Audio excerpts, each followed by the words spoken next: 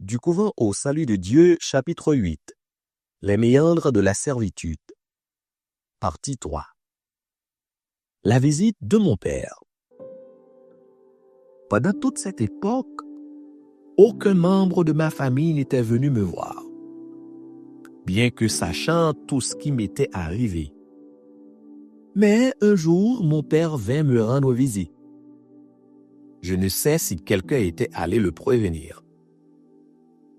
Il arriva, une Bible à la main. Lorsqu'il fut sur le seuil de la maison, une voix lui donna l'ordre de sortir. Comme il essayait, perplexe, de comprendre d'où provenait cette voix, il reçut un coup sur la tête et tomba. Mon cœur me fit très mal lorsque je vis mon cher papa se relever avec peine, tout en me fixant d'un air étonné. J'étais assise dans un fauteuil et je me mis à pleurer. Dès le moment où j'avais aperçu mon père dans l'embrasure de la porte, j'étais resté sans voix. Il m'était difficile d'émettre un son quelconque.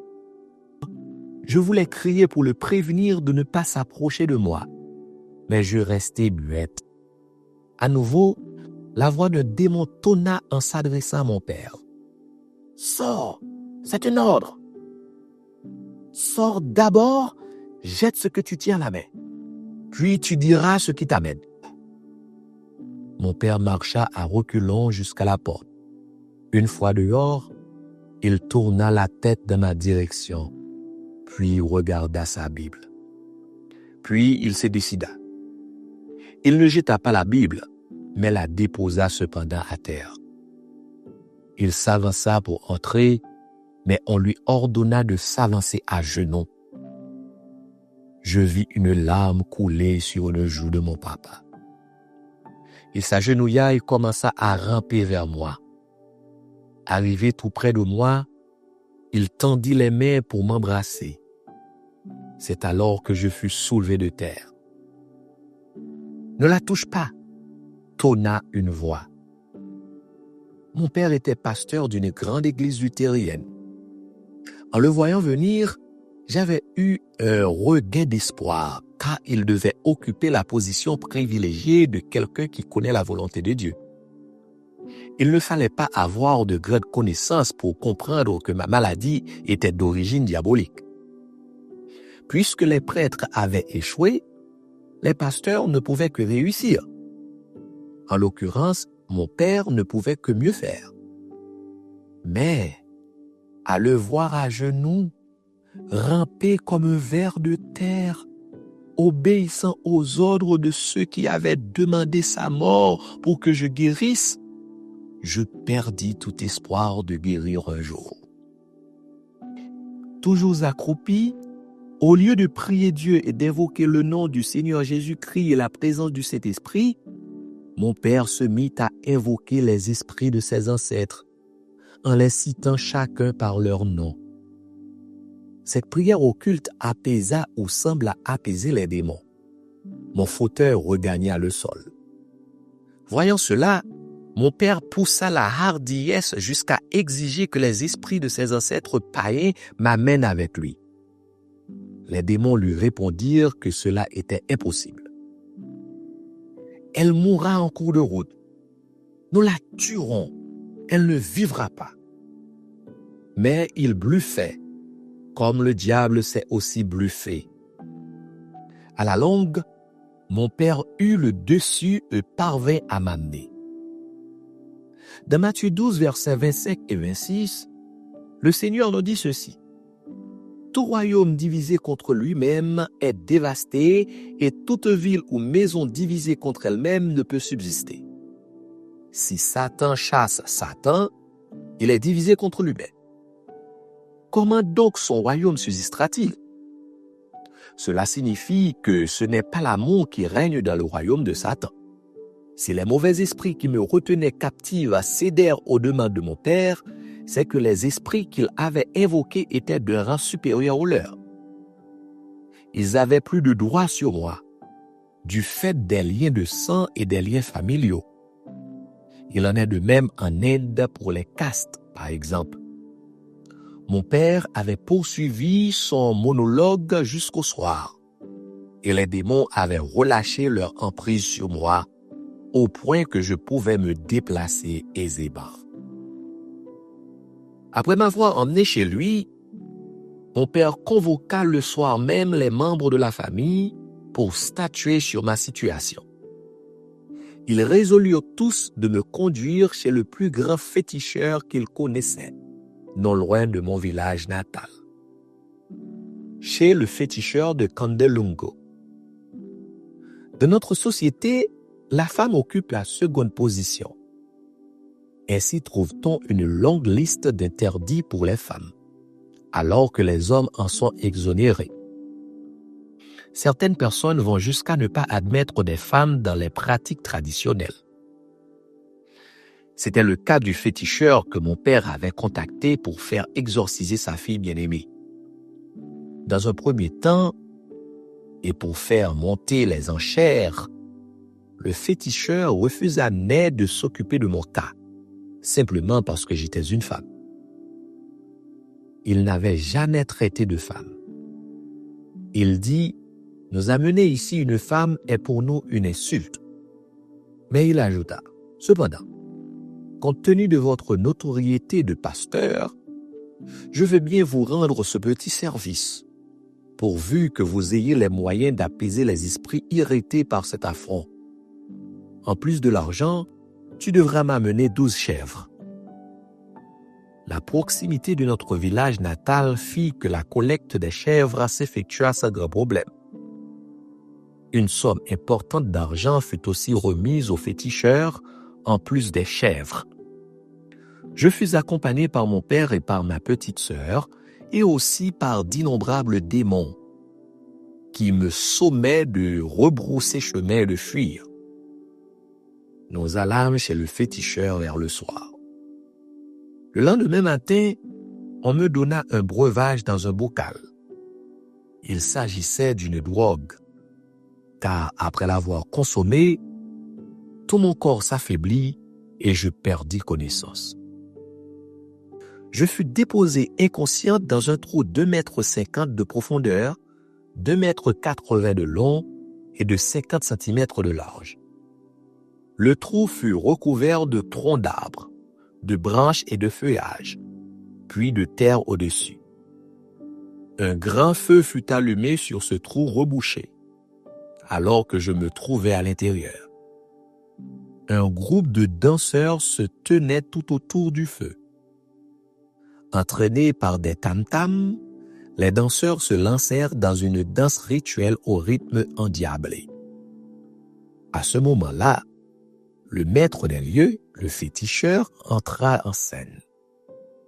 Il sortit de son laboratoire, case construite un peu à l'écart des autres, qui abritait ses fétiches ainsi que d'autres objets nécessaires à l'exercice de ses fonctions, paré d'une tenue de cérémonie aux couleurs chatoyantes et tenant une lance dans sa main droite. Il fit son apparition en dansant et s'approcha du trou recouvert dans lequel je me trouvais, inconsciente. Après avoir effectué quelques pas de la lance rituelle autour du feu, il enfonça sa lance dans le feu. Un cri jaillit du feu. « Hé !»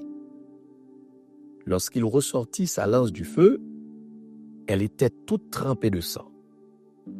Le féticheur s'écria: « Un de moins !» Et il se remit à danser. Il enfonça une seconde fois sa lance dans le feu. Un second cri jaillit du feu. « Hé !» Il retira à nouveau sa lance maculée de sang. Tout heureux de constater l'efficacité de son art, il s'écria: « Deux de moins !» Puis, il lança en direction de mon père. « Nous les aurons tous, les persécuteurs de ta fille. Leur sang sur ma lance est un bon signe. » Le vieux se remit à danser. Lorsqu'il voulut enfoncer sa lance pour la 3e fois dans le feu, un cri jaillit à nouveau. Non pas dans le feu cette fois, mais dans l'assistance. parmi les badauds accourus pour la circonstance. Au feu, la case brûle!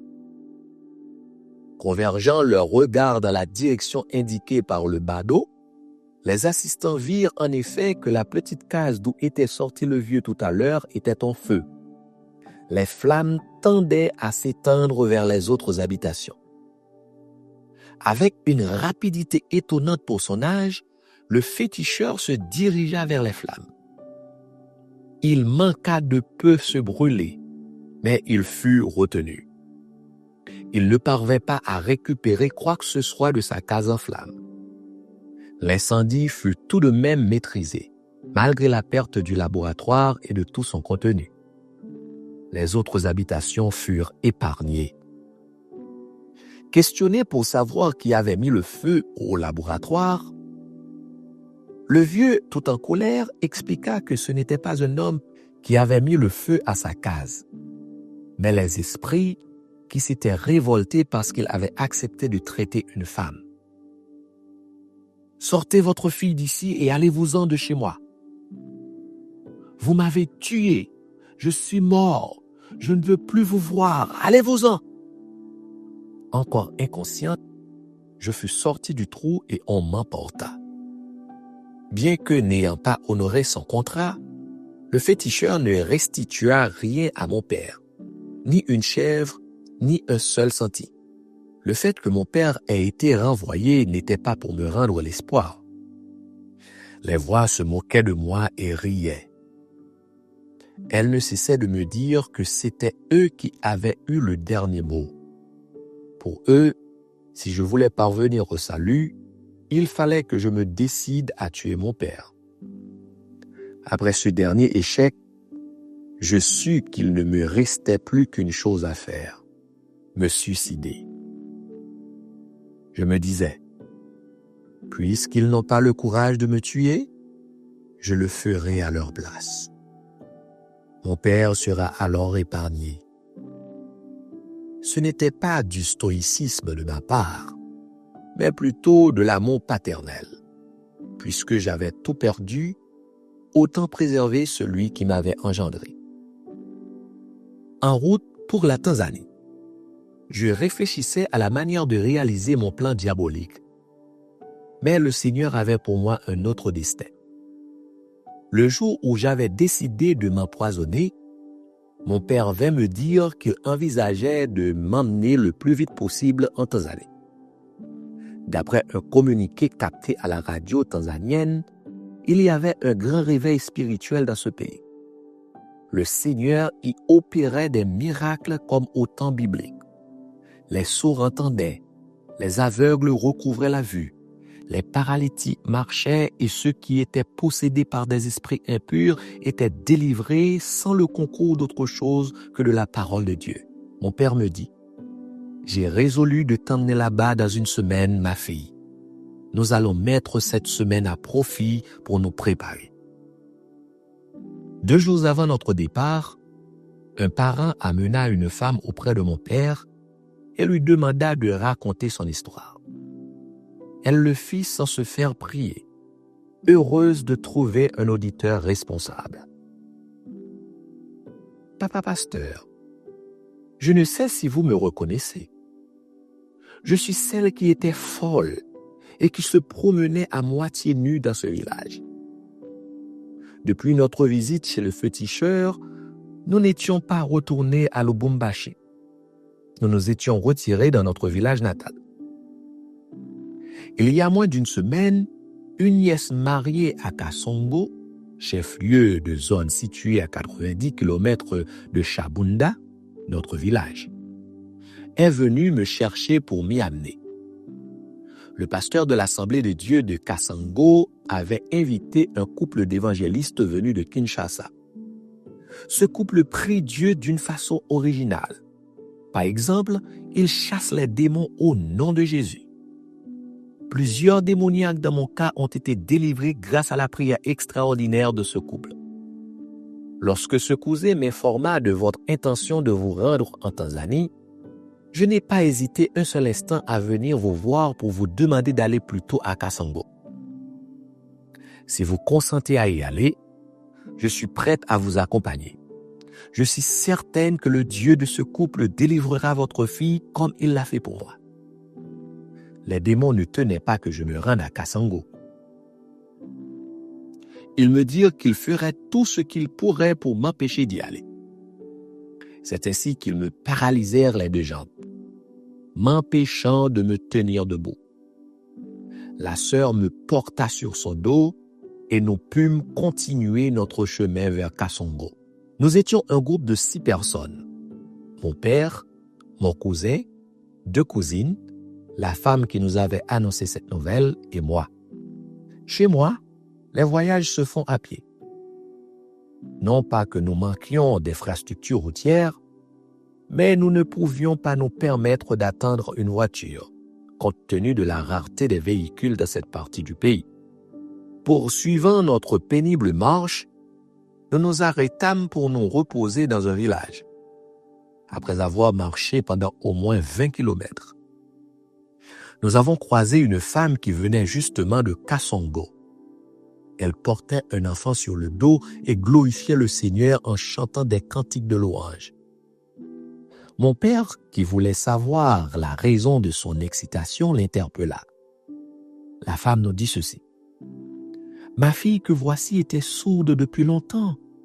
Je viens de Kassango, où un homme et une femme venus de Kinshasa ont prié Dieu pour que ma fille entende. Juste après leur prière, j'ai appelé mon enfant et elle m'a répondu. Vous ne pouvez vous imaginer quelle joie est la mienne. J'ai voulu les remercier pour ce qu'ils avaient fait, mais ils m'ont répondu qu'ils n'étaient que de simples instruments utilisés par Dieu et que c'était à Dieu que je devais rendre gloire. Depuis lors, je ne fais que le remercier pour la guérison de ma fille. C'est pourquoi vous me voyez chanter toute joyeuse. Les gens disent qu'ils comptent rentrer bientôt. Il semble qu'ils doivent encore rester 1 semaine. Je vais de ce pas chercher mon petit frère qui a perdu la vue dès son jeune âge. Ce serait pour lui une grande chose que de recouvrir la vue. » Pendant tout le temps que cette femme parlait, les voix ne cessaient de me répéter qu'elle mentait. « Elle ment, ne l'écoute pas, retournons. N'y va pas. » Mon père et tous ceux qui nous accompagnaient n'entendaient rien de ce que disaient les démons. Mon père me dit, « Françoise, c'est Dieu qui nous envoie ces gens pour nous venir en aide. Prends courage et dépêchons-nous.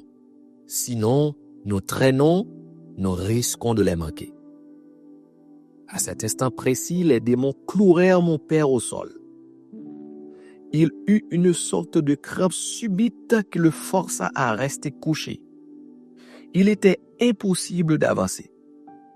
La paralysie qui m'avait empêché de marcher avait été transmise à mon père. Les démons me dirent, « Puisque c'est lui qui tient à t'amener là-bas, nous allons voir maintenant comment il va s'y prendre. » Je tombai en sanglotant dans les bras de mon père, tout abattu. Il m'encouragea à poursuivre le voyage sans lui. Cette crise de rhumatisme ne pouvait choisir un aussi bon moment pour me terrasser. Avec un petit repos, 1 jour au plus, je serai rétabli. La douleur sera moins forte que maintenant. Puisque tu peux marcher maintenant, prends courage, ma fille, et va trouver ces gens dont nous a parlé cette femme tout à l'heure. Je vous rejoindrai dès que possible. Ne vous inquiétez pas pour moi. Cela passera. Puis, se tournant vers son neveu, il dit, « Prends soin de ta sœur. Bien-aimé du Seigneur, c'est par la foi que j'ai fait cette distance sans tenir compte de tout ce que me disaient mes locataires. Je marchais lentement en titubant. Tous les 10 kilomètres, nous nous reposions pour souffler. La maladie m'avait fortement affaibli. Les privations, ajoutées aux tracasseries des démons, m'avaient accompagné sur ma longue route vers la guérison. Mieux valait pour moi mourir en cours de route que de ne pas arriver à destination. Il ne me restait plus qu'une journée de marche environ lorsque les démons m'ôtèrent l'usage de la parole, m'empêchant ainsi de communiquer avec le monde extérieur.